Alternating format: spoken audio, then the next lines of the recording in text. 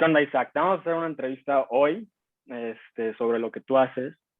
Te explico rápido. Nosotros somos estudiantes de economía y ahorita estamos en una clase que se llama Economía del Arte. En Economía del Arte nosotros vemos cómo afecta o cómo se ve afectada el arte por los mercados, por el gobierno, por las políticas financieras, monetarias que tiene el país y sobre los mercados laborales que hay en el arte.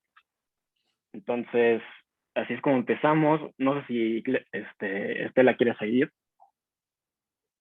Sí, perfecto. Bueno, Isaac, antes de que empecemos a hacerte las preguntas, nos gustaría que nos contaras en pocas palabras o en resumen qué es a lo que te dedicas, qué estudiaste y pues sí, cuál es tu trabajo dentro de la industria del arte.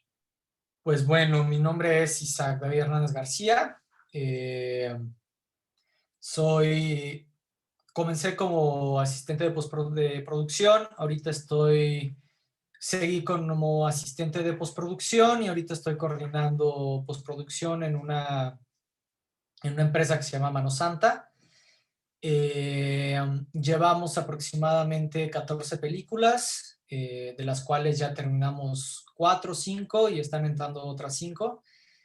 A lo que nos dedicamos en esta casa productora, la postproducción en específico, es después del rodaje, todo lo que viene siendo pues conjunto de data, organización de material, de llevar de la mano a los directores y a los productores a poder estrenar la película.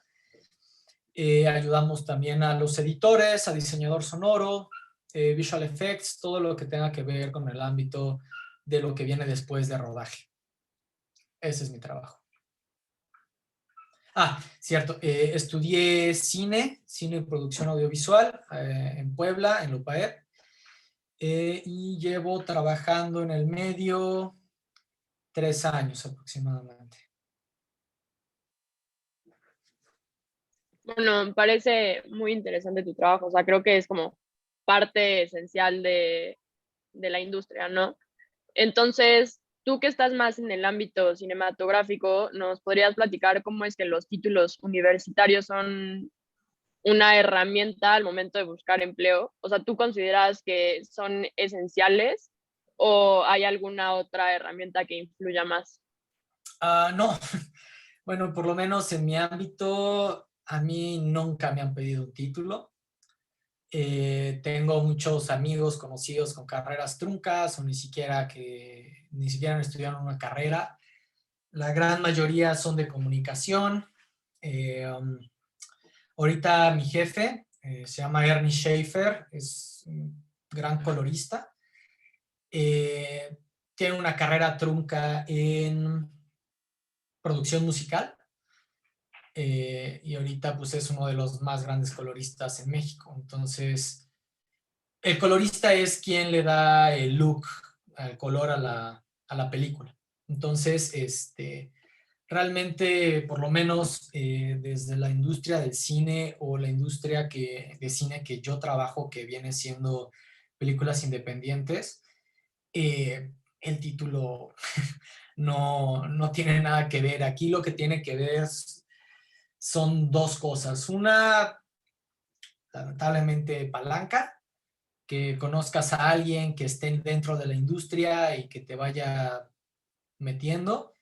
Y la otra es trabajar como loco. Ok, bueno, eso cambia un poco las cosas, ¿no? Porque siempre se cree que un título te asegura algo, algún trabajo, por así decirlo. Sí, bueno, Pero sí, yo creo que en general en el mundo del arte el título es totalmente innecesario. El punto, uno de los directores más renombrados y en la industria del cine comercial, pero todavía de arte contemporáneo, pues Tarantino, ¿no? Tarantino no estudió absolutamente nada y él simplemente estuvo en un centro de renta de películas. Y él aprendió así, viendo películas, y es lo que es ahorita, nunca estudió él.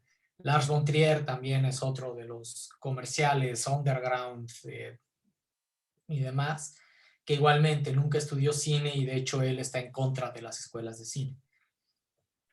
Oye, Uh-huh. no, ¿ibas a decir algo? Sí, por ejemplo, otro director que se llama Carlos Regadas, que ese tal vez lo hayan escuchado, es un director mexicano que ha ganado, ha tenido múltiples premios en Cannes. Igualmente, él es abogado. Nada que Y ver.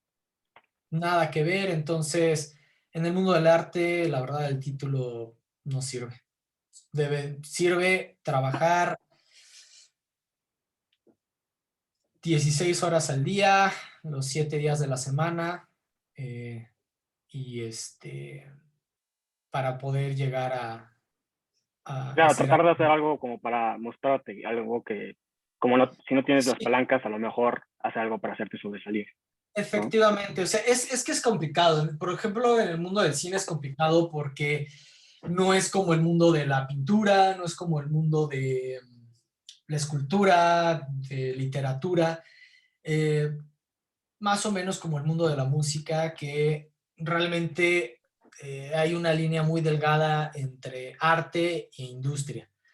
Entonces, no sé ustedes cuánto le calculan a una película mexicana, pero estamos hablando de arriba de 8 millones para hacer una película barata. Entonces, para que vayan viendo pues más o menos los números que estamos hablando, una película de Avengers, yo creo que sí han visto los números, 350 millones de dólares para hacer la película, ¿no? Entonces, hay una línea muy delgada entre el arte y la industria en el cine porque es mucho dinero, es demasiado dinero y, y entonces pues necesita recaudarse, ¿no? Ese dinero. Entonces, por eso es que es una línea muy delgada entre el arte y la industria. Oye, y bueno, a lo mejor ya cambiando un poco de tema, me Claro. imagino que tú has estado involucrado en los procesos creativos de producción y postproducción. ¿Nos podrías contar a lo mejor un poco sobre los criterios que utilizan en las organizaciones que has trabajado para seleccionar los temas y las agendas de desarrollo, o bueno, los temas creativos, más bien? ¿Cuál es su proceso? Pues mira, en cuestión de producción, no es tan diferente la producción y la postproducción. Realmente, como saben, todo parte desde un guión. Si no hay guión, no hay nada. Entonces, todo parte a partir de ahí. Y los procesos en cuestión de producciones, pues contemplar absolutamente todo y cómo vas a distribuir ese dinero. Eh, lo, les comento, o sea, voy a hablar, me voy a saltar la parte de la producción mejor, ya que mi amiga Marion les supongo que va a indagar un poquito en eso, va a meterse un poquito en eso. Entonces yo ahorita voy a hablar solamente de la post. Entonces, en cuestión de post, nosotros es un poquito más efímero dar el saber cómo distribuir un poquito el dinero, porque antes pues, eran carretes, ¿no? Y más o menos bueno, no era más o menos, era físico, literalmente, eran celuloides que tú podías tomar y era la película. Ahorita pues todos es discos duros, material, cosas por el estilo. Entonces los procesos debes de irte en cuestión de la tecnología, en cuestión de computadoras, en cuestión de todo ese tema. Y la gran mayoría de las producciones, la postproducción siempre la contempla después del rodaje, cosa que se debería de contemplar desde antes, ¿no?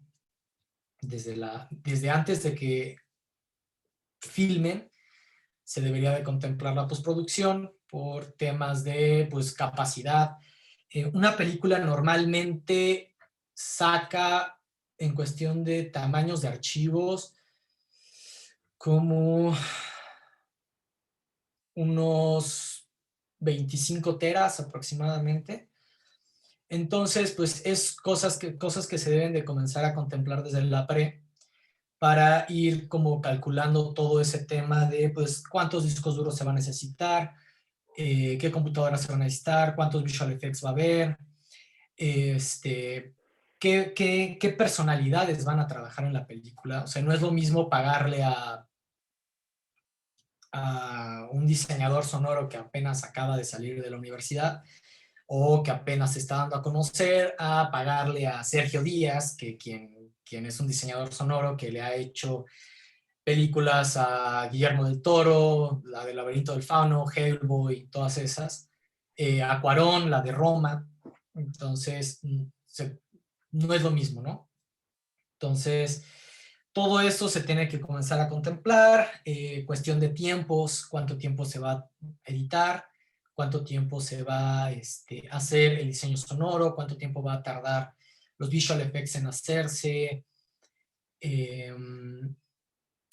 Todo ese tema es lo que se tiene que contemplar antes de que se inicie la película, para que si tú tienes contemplado unos 10 millones para la peli, alcance para todo. Entonces, no sé si te respondí a tu pregunta. Sí, sí, claro, perfecto. O sea, tienen que ver cómo se va a distribuir la lana y para que alcance durante la producción y durante la postproducción. Sí, Efectivamente. ok. Entonces, sí, y muchas veces, y por eso es que les menciono que siempre se debe de contemplar la post antes, porque muchas veces las películas llegan sin dinero a la post. ¿Y Y qué hacen ahí? es por eso que nosotros nos peleamos muchos con los productores, porque digamos que una película aproximadamente en postproducción, pues deben de estar pagando unos 300,000 pesos para la post y llegan con, no, pues tengo 100, ¿qué hacemos? Es como de, güeyes, pues ¿cómo que vamos a hacer, no? O sea, tan solo ponte a pensar, tu post puede llevar 6 meses, 7 meses. Tengo 3 empleados. Tengo 3 empleados, necesitas supervisión de postproducción, necesitas supervisión de efectos, necesitas supervisión de sonido, necesitas todos los deliveries, que son todos los entregables que se hacen para plataformas digitales, para plataformas de cine, plataformas físicas, bueno, material físico que vienen siendo Blu-rays, DVDs, demás. Todo eso, pues, es como de, pues, ponte a pensar, digamos, que a mis empleados les pago 10,000 pesos al mes, que no es mucho, pero es algo. Por 6 meses, tengo 3.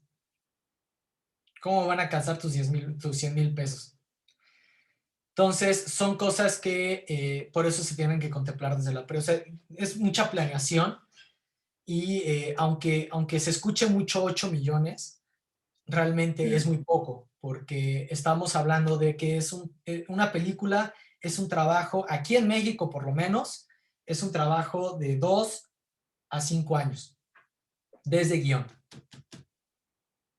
Entonces, hay películas que, pues, Eugenio Derbez y Alan Rack y todos esos güeyes, que pues tienen un chingo de lana, tienen Televisa, tienen un chorro que pues pueden sacar las cosas en un año, ¿no? Pero hay películas independientes, por ejemplo, hay una película que ya apenas va a salir, que se llama Tiempos Futuros, es una película peruana que nos llegó hace un año. La persona había filmado o sea, estamos en 2021, nos llegó en 2020, él había filmado en 2019 y su guión lo tenía ya terminando en 2018. Entonces estamos hablando que desde el 2018 que él sacó su idea, llegamos hasta el 2021. Pero pues llegó sin varo. Entonces, o sea, son cosas que se deben de contemplar, como también la coproducción. Que la coproducción es que, pues bueno, nosotros ponemos parte de la lana, pero pues debes de poner en cartones, que son cuando vas bien, ven cuando ven los créditos de una película y se ve el nombre en grandote. que no está en los créditos finales que se mueven, en el scroll, sino que son los cartones grandotes, esos son los cartones. Se dice, pues me pones en grandote ahí que estoy coproductor y te doy la mitad de la lana de la postproducción, en este caso. Que es que las películas independientes es la gran mayoría, con la gran mayoría hacemos eso. O sea, todas las 14 películas que teníamos, por lo menos unas 10 eran coproducciones. Entonces se les va la lana muy rápido. Sí, exacto. Oye, y ya que estamos hablando de temas de dinero y de planeación, pues habría forma de que el gobierno entrara como un posible financiador de películas independientes, sobre todo.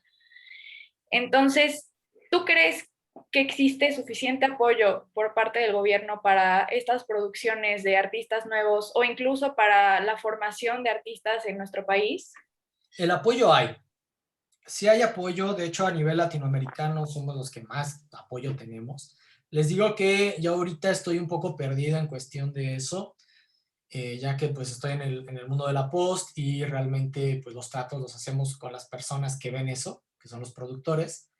Repito, por eso les contacté con Marión. Pero hay apoyos, hay muchos apoyos. Repito, me parece que somos el primer lugar al nivel latinoamericano con más apoyos. Pero desde el gobierno de Calderón, me parece, nos han ido quitando poco a poco, ¿no? Teníamos 3 grandes apoyos que venían siendo gubernamentales por parte del IMCINE, que venía siendo Eficine, Fidecine y Foprocine, que eran como las 3 grandes apoyos gubernamentales donde todos metíamos carpetas.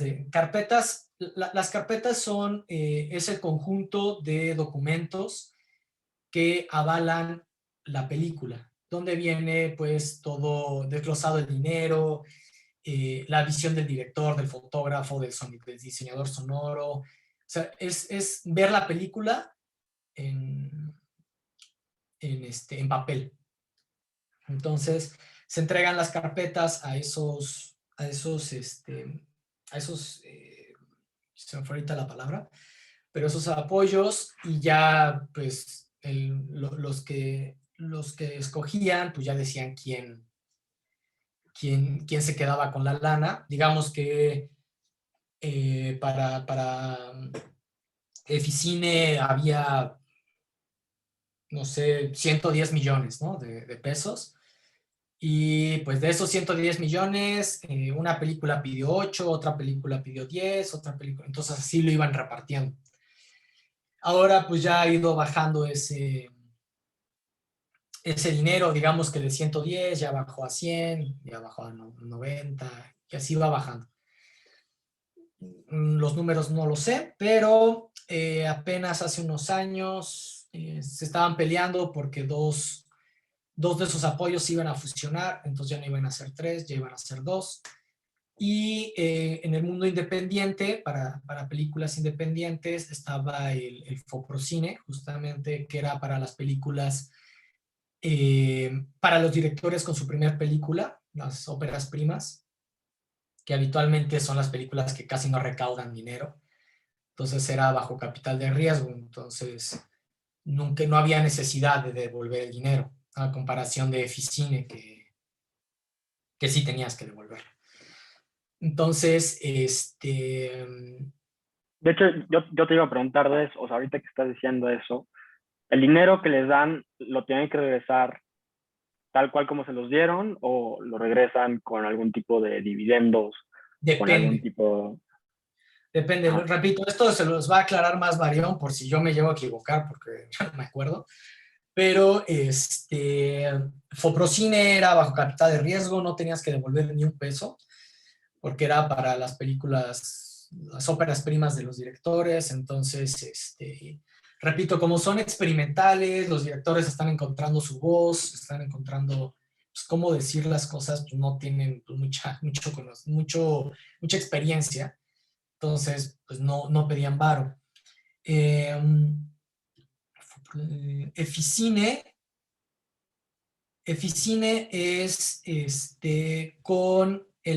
va de la mano con el artículo 189 de la Constitución, que menciona que las empresas pueden dar el 10%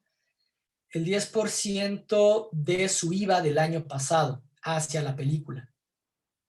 Entonces, ¿qué quiere decir esto? Digamos que Coca-Cola, que consigues que Coca-Cola entre en tu apoyo. Entonces, Coca-Cola te va a dar el 10% de sus impuestos del año pasado. Eso tú lo metes dentro de tu carpeta y ya el gobierno dice, ok, esto está aprobado. Entonces, literalmente el gobierno no te da la lana, sino te da la empresa del IVA que iba a pagarle al gobierno, te lo da a ti. Pero pues eso requiere pues aprobación por parte de la dependencia que vienen siendo IMCINE y demás. Y Foprocine y Eficine, ese sí tenías que regresar la lana por cuestión de boletos, venta de películas y demás. Repito, no me acuerdo muy bien. Marion ella es la que sabe bien. Ok, o sea, entonces literalmente te metías en un compromiso gigante porque si tu proyecto no tenía el auge que tú querías, pues no regresabas el dinero, básicamente. Les digo que la industria del cine es un poco complicada por ese tema, por la industria, porque es algo muy caro. O sea, no es como hacer una canción, o que también el mundo de la música es inmenso y puedes ganar millones, pero pues no es tan caro como hacer una peli. Ok. Entonces, por eso es que es un tema complicado, porque estamos hablando de mucho dinero y habitualmente las películas mexicanas, por el malinchismo que existe, tanto de los espectadores como de la industria, tanto de la industria de exhibición, que viene siendo Cinépolis, Cinemex y demás, pues no se recauda lo que se debería de recaudar. Entonces, repito, esto fue hace años, no me he puesto a leer ese tema, pero por lo menos Cinemex se quedaba con el 70%, Cinépolis y Cinemex se quedaban con el 70% de las entradas. Entonces, y el 30% pues se le quedaba para la peli. Entonces, ¿cómo sacas, cómo puedes juntar de nuevo y regresar los 10 millones que te prestaron si estos güeyes no se quedan con la gran mayoría del dinero? Y aparte, pues existe también no solo las exhibidoras, sino también las distribuidoras, que las distribuidoras también se quedan, de ese 30% se quedan una gran parte, y así va bajando la cantidad hasta que no queda nada, ¿no? Entonces, Claro, por eso es que es una industria difícil y no es lo mismo comparar eh, ahorita una peli independiente que acaba de salir por parte de nosotros, que se llama donde duermen los pájaros, a Dónde está el niño. No sé, o sea, no es lo mismo.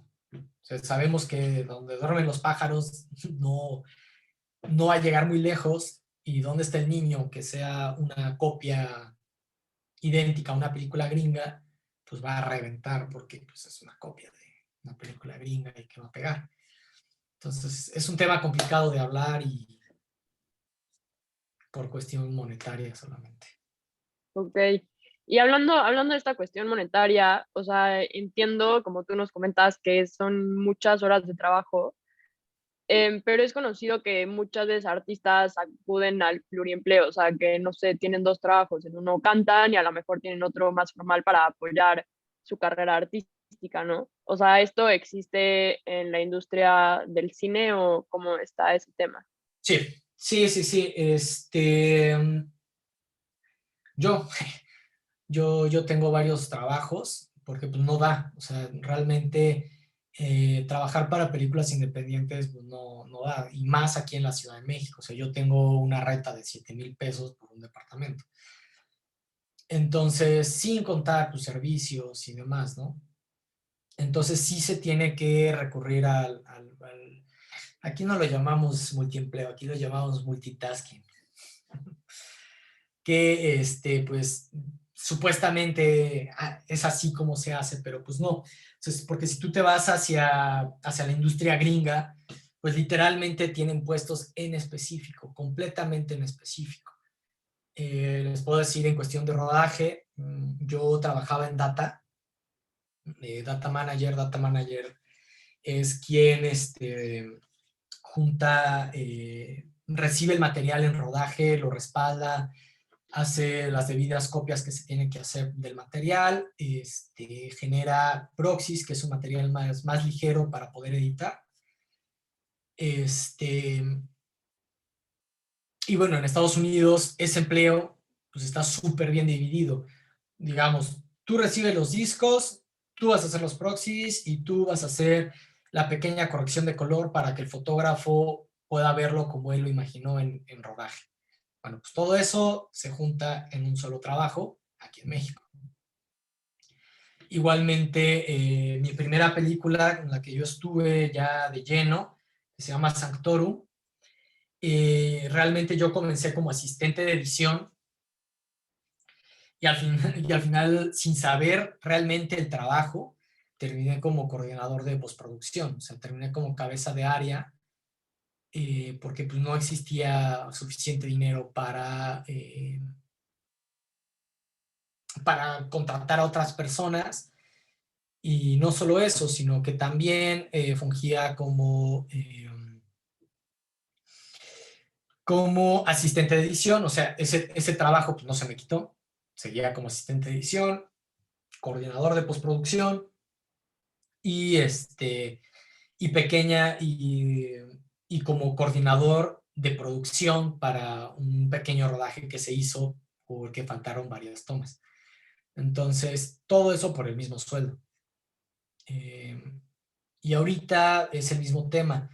Yo trabajo de 8 de la mañana, supuestamente salgo a las 6, pero realmente todos los días salgo a las 8 y llego a trabajar aquí a la casa para hacer correos, juntas, verificar varias cosas. Estoy terminando por ahí de las 10 de la noche, de lunes a sábados. Domingos de vez en cuando tengo que trabajar también. Es ahorita, porque ya hay más gente trabajando para nosotros, pero antes solo éramos 3 personas, entonces ahí sí para que veas, eran 16 horas, 18 horas trabajando, de lunes a sábados y domingos medio tiempo, que era de 8 a 4 de la tarde.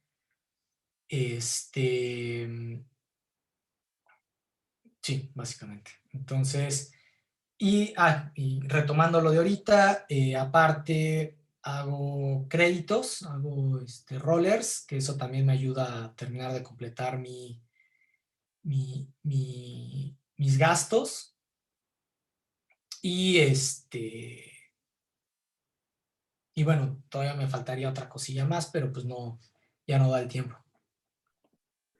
Ok, y ya nada más para terminar, una última pregunta. ¿Tú piensas que la industria cinematográfica aporta al desarrollo económico de México? Puede ser ya sea de manera directa o indirecta. ¿Cómo ves que funciona, que aporta a la economía la industria cinematográfica? Yo creo que aquí en México aporta muy poco. Realmente es para mantenernos,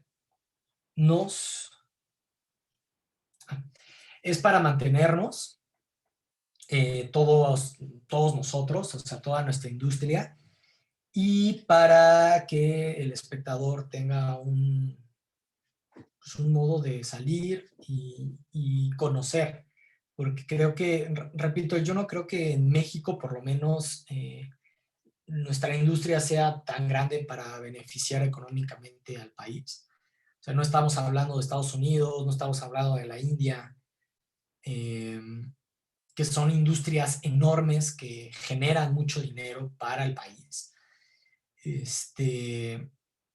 Estamos hablando de que a duras penas las películas llegan a juntar el dinero que se gastó para la peli. O sea, y eso a duras penas. O sea, hay muchas películas que ni siquiera llegan a la mitad de lo que se gastaron para hacer la peli. Y así en pocas palabras, ¿por qué crees que sea eso? ¿Crees que sea por falta de inversión? ¿Crees que sea por falta de talento? ¿Por qué? No. Yo creo que lo que les había dicho antes, o sea, falta de talento no existe. El talento aquí en México es muy grande, solamente que no es conocido y no es difundido como se debería de hacer.